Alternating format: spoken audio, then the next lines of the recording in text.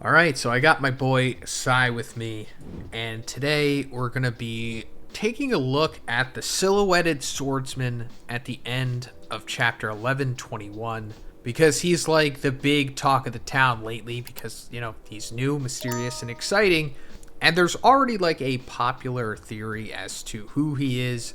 And to cut it short, he's probably Shanks' brother or related to him in some way. But mostly this guy is like implied to be top holy knight. He's not like the leader, because the leader was said to be Garling, who we actually see in this panel of characters as well. So why is this guy that guy? Well, because he looks like he has the same sword as the silhouetted guy that we saw when we were originally introduced to the Holy Knights. And to connect him to Shanks, well, Shanks was said by Oda to be born on God Valley and inside of that treasure chest that Roger had found. And it was also said, I think in like the guide to Film Red's movie or something, the Gorosei basically said that like Yuta, like you can't touch her because she's part of the Figureland family, which she like literally wasn't a part of, although her becoming Shanks's like adopted daughter kind of made her a Figureland, which implied that Shanks is a Figureland. And that was actually the first time that we heard that name. And it was like later on that we saw that Figureland Garling was like the leader of the Holy Knights. So we're like, oh, he's probably Shanks' dad. And Garling probably had like two sons. One of them wound up being Shanks, and the other one wound up becoming this silhouetted guy. Now, as for what he could look like or what he could be based off of, I think Sai is going to be able to help us with that. Yes, hello. Thank you for having me, Zhoniin. And this silhouette, man, he is fascinating, right? Not only is this quote-unquote the first time we've seen him this closely before, but he's showing up in the same panel with all of the goats, right? Akainu, Dragon, Emu, Garling, Shanks, Luffy. Like, he's going to be an important character. And if I had to guess who this is, I do agree. It would be someone a part of the Figureland family. And I do think, personally, that we've seen a prototype of this character already. And that would be in the form of Lark, which I know sounds like a crazy name out of nowhere. Just a guy named Lark, right? But back during Wano, Oda did a One Piece X Kyoto special event where he drew a couple of pictures and color spreads for them. And in those color spreads, he told a mini story.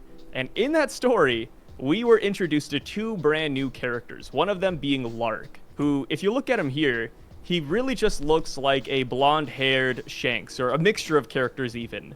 And I feel like this was a prototype to who this silhouette is, not only because of the facial similarities to Shanks, but in this story, this guy actually has the ability to turn into a yokai. He was a Nue, which is pretty fascinating when you think about it, because that's exactly what the Gorosei have been shown to do here on Egghead Island. And this guy was introduced well before the Gorosei. And then not to mention, he has a girl on his side who looks like a black-haired Hiyori. And we met her, before we met the actual Hiyori. So seeing this guy coming back and, using this guy as a prototype even, I think would work really well.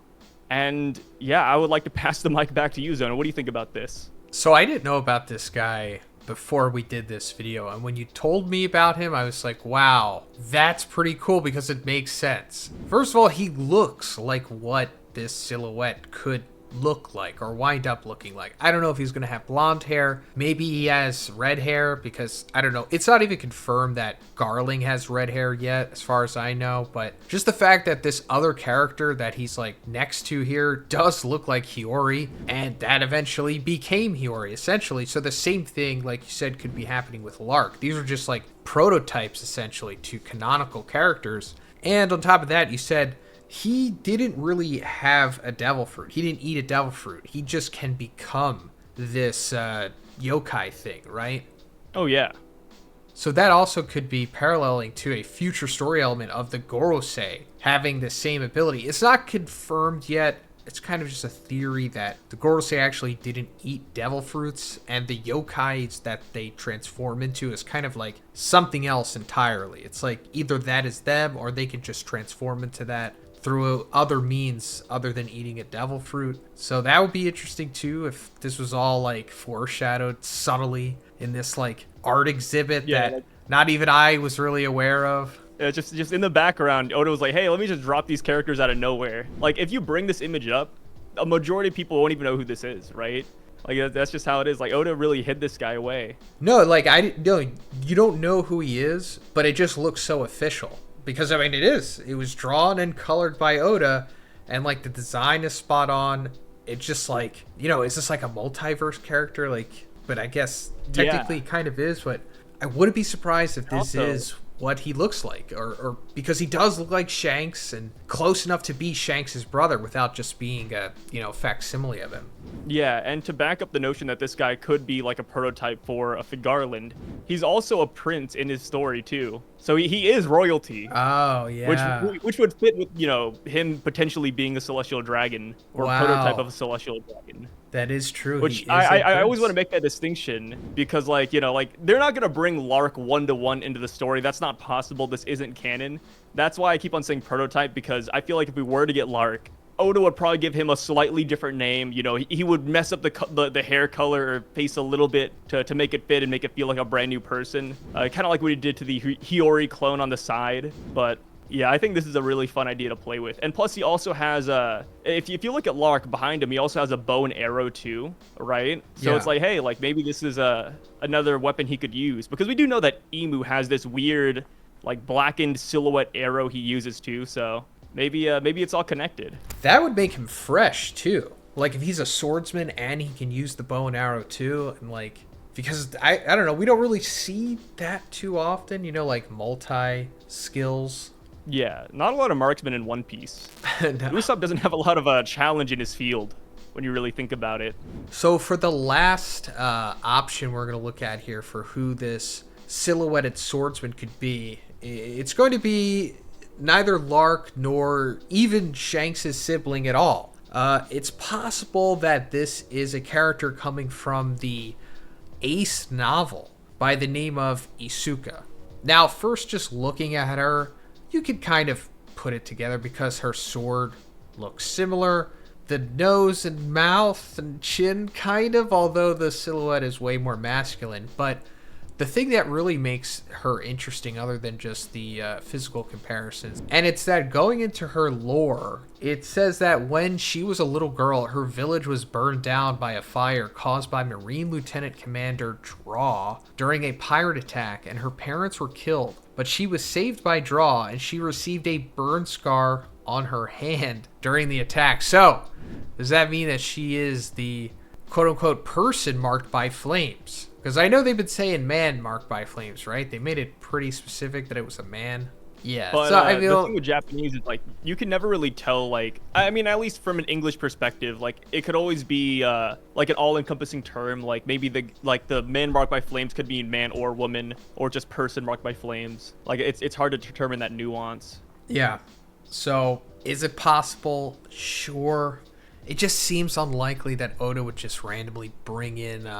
I guess this character is canon. Definitely more canon than Lark is, but I just don't think that she would be brought into this at this point, especially to become such not only one significant character, but two significant characters at the same time. Also in the hunt for the One Piece, like in the final, bracket of players here, it's just asking too much. It just makes more sense that it would be the top holy knight. It doesn't even have to be Shanks' brother. It's just that for sure this silhouetted swordsman is the top holy knight guy. Yeah, like I think that's the main problem with it being Isuka, is simply because like how would she compare to some of these characters, right? Like she's in the same namesake as Akainu, Dragon, and Emu. Like, Isuka, the random marine, showing up here and being a threat towards finding the One Piece. Like, I can't really see that. I mean, I guess you could say the same for Kobe, but we know he's potential man, right? He's going to be an admiral one day. Like, every character here is of high caliber. Isuka, I don't believe she is. And it's not me, like, trying to demean her or anything, but it's as plain as day because she's not an admiral, right?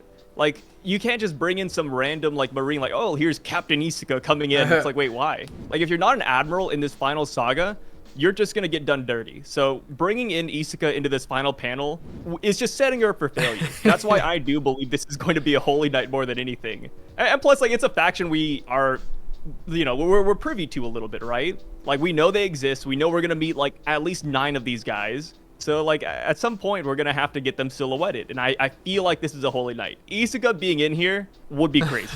All I got to say. But it would fit the women representation, because this would be the only, you know, the only girl here, which, you know, I support. Yeah, I didn't even realize that. Oh, well, Emu could be. I didn't realize that either. Role. Oh, yeah, Emu too, yeah. But Emu, dude, did you see Emu's eyebrows? You can kind of see, like, a silhouette of Emu's eyebrows in that final page. And, it gives off like Patrick Star vibes. You see it? You see it? Yeah, I'm actually looking at it right now. Yeah, that's hilarious. It's so funny. Yeah, hopefully it's not a girl with those eyebrows. All I gotta say. But I guess that's a good place to end it. Hey guys, please subscribe to Psy if you haven't already. Don't. And subscribe to Zhoniin. If you liked the video, give it a like, and subscribe to Psy again. See you guys. Bye.